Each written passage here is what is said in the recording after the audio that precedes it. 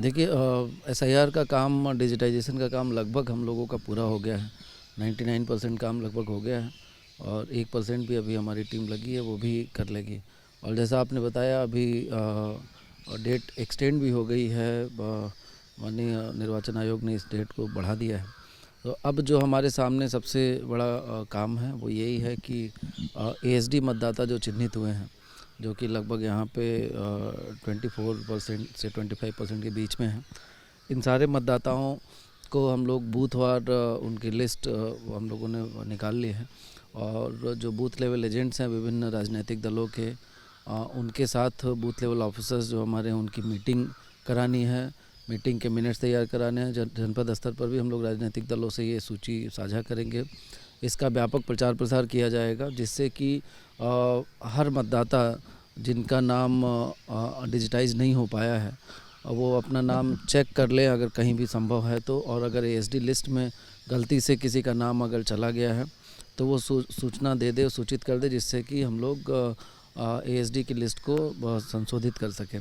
तो अगले जो 2 सप्ताह होंगे वो इन्हीं एएसडी लिस्ट में जो हमारे मतदाताओं के नाम हैं उनका उनकी चेकिंग एक तरह से हो जाएगी, क्रॉस चेकिंग हो जाएगी जो बीएलओज ने रिपोर्ट लगाई है, और राजनीतिक दलों के साथ वो सूची साझा करते हुए और उसमें जो भी करेक्शन होगा उसको हम लोग करेंगे। उसके बाद फिर ड्राफ्ट रोल का प्रकाशन होगा और दावे आपत्तियां उसके बाद ली जाएंगी।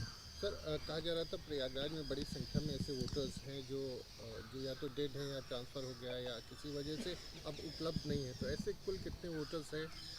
कोई आंकड़ा आया है जिनके नाम? वो आंकड़ा अभी ऑफिशियली तो हम लोग उसको शेयर करते ही हैं और विभिन्न राजनीतिक दलों से भी उसको साझा किया जाता है।